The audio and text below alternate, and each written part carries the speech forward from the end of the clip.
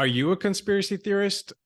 I'm not, but for the last 3 years, the media has told me that I am because I dared to question where COVID-19 might have come from and whether it might have come from a lab in Wuhan that studies, don't you know it, coronaviruses. That's kind of a crazy proposition that the media that we trust to investigate and report, not to hand down dictates about topics as important as COVID-19, were instructing us as to what to believe. And they were, as it turns out, wrong. So we just had coming out from the United States Department of Energy a report that assesses that COVID-19 probably did come from the lab in Wuhan. And what the media response was is not to say, oh gosh, we got it wrong. Let's go back and look at how we got it wrong. And let's go forward and start to investigate what really is going on here.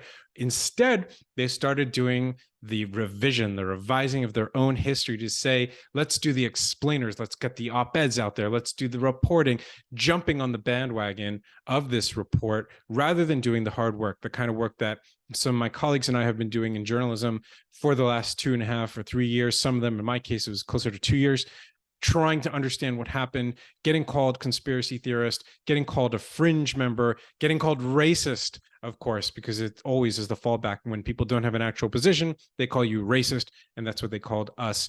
The truth is, most of you, statistically, according to polling, believed that this came from a lab. You always kind of knew it in your gut, right?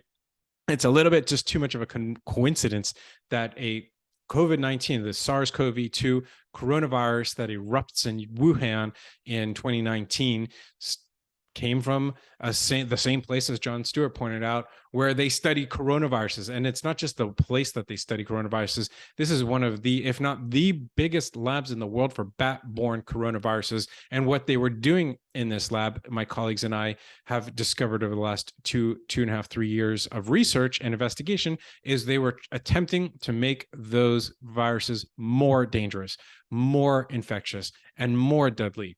And it just so happens that they might have succeeded in this case. What we need to ask right now is why this debate was crushed with these buzz terms: conspiracy theorist, fringe member, racist, what have you. Why were we shunted aside while the media paraded around a government talking point? And why did the government hand down that particular talking point? Why was it not okay to say, let's consider both options? It came from the wild or it came from a laboratory, or maybe it's a hybrid option that we hadn't really considered. We don't know. We never knew. So when the New York Times and the Washington Post were out there in mid-February 2020, this is a month before the World Health Organization declared a pandemic, telling us that it was a conspiracy theory to think, to even consider that it came from a lab. We know that we have a problem. We have a problem that needs to be addressed. And what's even more worrisome is that the New York Times and the Washington Post and CNN and Business Insider and Vox and Slate, et cetera, are not willing to do that hard work for themselves. That is what really gets me on this, because when it comes down to it, it's not just that free speech is a human right. It's that free knowledge, the ability for us to pursue knowledge as we wish is a human right.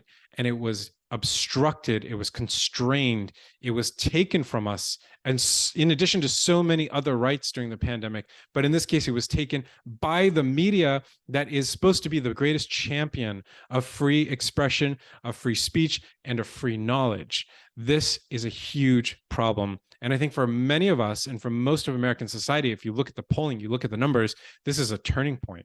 This is a turning point because it wasn't abstract. It wasn't about budget deficits. It wasn't about congressional rules and laws. It was about our personal freedom, our literal freedom, the ability to go outside of your house, the ability to earn a living, the ability to educate your children was truncated on account of these ideas. And we weren't allowed to talk about them.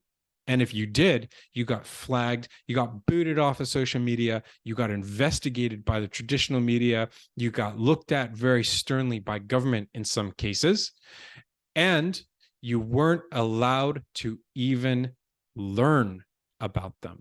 Because if you did, if you dared to think the thought, you were considered a bad person.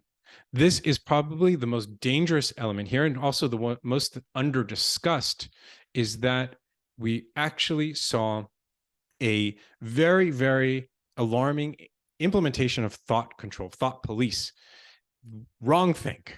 That's what lab leak was. It was one of many cases of wrong think. And suddenly that the winds are shifting with this new report from the Department of Energy, the media has changed its tune. What it told you was wrong to think, it is now proclaiming to be the truth. Does that bother you? It bothers me. It indicates that we have a serious problem today in the media that, to repeat myself a little bit here, is even more serious because the media itself is not willing to acknowledge the existence of the problem, let alone to address it. My advice to you: be vocal, be loud, ask questions. Go to New York Times if New York Times is your thing. Go to Washington Post if Washington Post is your thing. Go to Fox if Fox is your thing. Ask them why. Ask them why they didn't investigate. Ask them why they didn't report. Ask them why they told you that lab leak is a conspiracy theorist. Ask them why the reporter called it racist. On what basis?